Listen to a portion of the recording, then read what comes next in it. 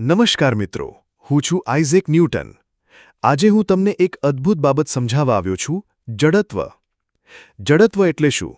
સરળ ભાષામાં કહું તો કોઈ પણ વસ્તુની એ જિદ કે જે એને એના હાલમાંથી બહાર આવવા દેતી નથી. માનો કે ટેબલ પર એક પુસ્તક પડેલું છે.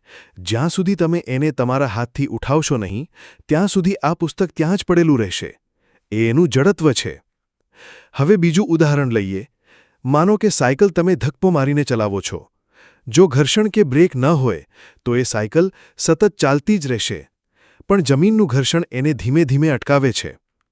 આ સતત ચાલતી રહેવાની જિદ, એ પણ જડત્વ છે. તમે તેને મારા પ્રથમ ગતિના નિયમ તરીકે ઓળખતા થયા છો.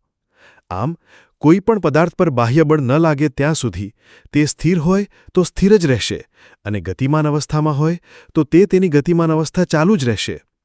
હવે તમે વિચાર કરો, બસ ડ્રાઈવર જ્યારે અચાનક બ્રેક મારે ત્યારે મુસાફરો આગળ કેમ ધકેલાઈ જાય છે? કારણ કે મુસાફરનું શરીર એની ગતિ જાળવી રાખવા માંગે છે. આ જ છે જડત્વનો જીવંત દાખલો. તો મિત્રો, યાદ રાખો, પ્રકૃતિનો દરેક પદાર્થ જિદ્દી છે. એ પોતાનો હાલ છોડવા તૈયાર નથી. અને આ જિદ્દનું જ વૈજ્ઞાનિક નામ છે જડત્વ.